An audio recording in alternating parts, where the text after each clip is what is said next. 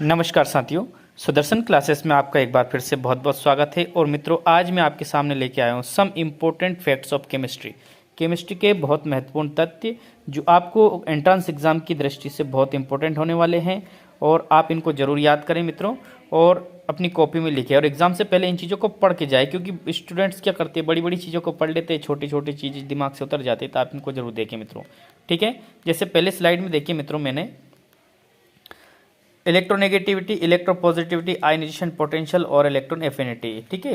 Electronegativity मतलब ऋण विद्युतता जो होती है, इलेक्ट्रोपॉजिटिविटी धन आयननता होती है, जिसके बाद आयनन ऊर्जा होती है, इलेक्ट्रॉन बंधुता जो होती है ये किस एलिमेंट की सबसे ज़्यादा होती है, किस एलिमेंट की सबसे कम, ठीक है। तो मैंने दोनों तरफ लिख रखे मित्रों, हाईएस्ट और लोवेस्ट। इलेक्ट्रोनेगेटिविटी क्या होती है ये मैंने आपको पढ़ा रखी है, आपने पढ़ भी रखी होगी अच्छे से। इलेक्ट्रोनेगेटिविटी तो पूरी पीरियोडिक टेबल में सबसे ज़्यादा इलेक्ट्रोनेगेटिविटी किसकी होती है मित्रों, तो ये आप याद रखेंगे किसकी, फ्लोरीन की। ये 9 नंबर पे जो फ्लोरीन है अपना, इसकी होती है। और इसके बाद में जो सबसे कम जो होती है इलेक्ट्रोनेगेटिविटी वो किसकी होती है, सीजियम की, ठीक है। ये इस ब्लॉक का एलिमेंट है, फर्स्ट ग्रुप में ही है। तो सबसे ज़्यादा इलेक्ट्रोनेगेटिविटी किसकी होगी, फ्लोरीन की, सबसे कम सीजियम की। इसके बाद में देखिए इलेक्ट्रोपॉजिटिविटी, इसमें देखना, इसको उल्टा कर देना, जैसे फ्लोरीन यहाँ पे आ गया, सीजियम यहाँ पे आ गया।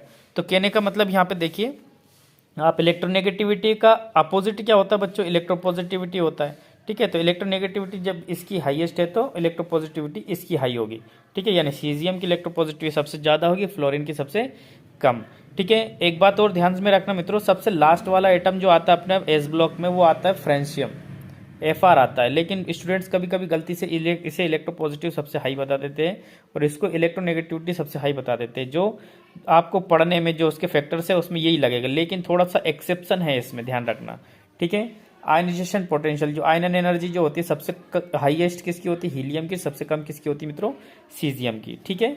इलेक्ट्रॉन एफिनिटी, इलेक्ट्रॉन जो बंधुता होती है वो किसकी, क्लोरीन की सबसे ज़्यादा होती है, नोबल गैसेस की सबसे कम होती है, ठीक है मित्रों।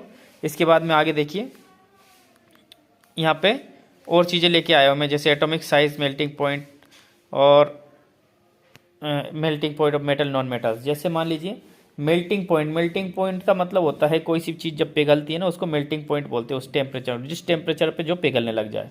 तो मेल्टिंग पॉइंट सबसे ज़्यादा किसका होता है, जो टंगस्टन का होता है। टंगस्टन क्या होता है, जो बल्ब का एक फिलामेंट रहता है, स्प्रिंग टाइप का लगा रहता है बल्ब में जो चमकता है ना, उसको टंगस्टन बोलते हैं, ठीक है। टंगस्टन का मेल्टिंग पॉइंट सबसे ज़्यादा होता है, लगभग 3500-3600 डिग्री सेल्सियस के आसपास।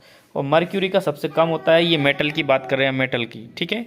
अब मेटल में देखेंगे तो ये सबसे कम है, और ये मर्क्यूरी और टंगस्टन सबसे ज़्यादा। कारण क्या है कि मेटल वैसे ही लिक्विड फॉर्म में रहती है, पिघली हुई रहती है, जरा सा गर्म करने पे ये पिघल जाती है, ठीक है। इसके बाद एटॉमिक साइज देखें तो एटॉमिक साइज सीजियम का सबसे ज़्यादा होता है मित्रों, यहाँ भी ध्यान रखना, फ्रेंशियम का नहीं होता है, फ्रेंशियम का देता है ऑप्शन में, ठीक है। और हीलियम का एटम जो होता है सबसे छोटा होता है, ठीक है। Melting point of non metals में देखना, देखिए यहाँ पे मेटल्स है मित्रों, यहाँ पे नॉन मेटल्स है। तो नॉन मेटल्स में सबसे ज़्यादा मेल्टिंग पॉइंट किसका होता है, डायमंड का, डायमंड मतलब जो हीरा होता है उसका। इसके बाद में सबसे कम जो होता है वो, इसमें अपन कुछ बोल नहीं सकते क्योंकि गैसेस भी होती है नॉन मेटल्स में, ठीक है। इसके बाद में रिफ्रैक्टिव इंडेक्स का जो मैंने आपने 10th क्लास में या 12th में पढ़ा होगा। रिफ्रैक्टिव इंडेक्स क्या होता है, किसी भी चीज़ में इलेक्ट्रिसिटी जो लाइट की जो स्पीड है ना उसको कम कर देना, उसको मोड़ देना, ये रिफ्रैक्टिव इंडेक्स के ऊपर डिपेंड करता है, ठीक है। तो जो सबसे ज़्यादा रिफ्रैक्टिव इंडेक्स होता है वो डायमंड का होता है, सबसे कम एयर का होता है, यानी हवा का, ठीक है। इसके बाद मित्रों यहाँ पे देखिए, अब आपको यदि ये वीडियो पसंद आया तो प्लीज़ आप मेरे चैनल सब्सक्राइब करें, और भी वीडियो मैं आपके सामने लेके आऊँगा ऐसे ही रोचक तत्व, जिससे मुझे भी हेल्प मिले और आपको भी हेल्प मिले। Thank you very much.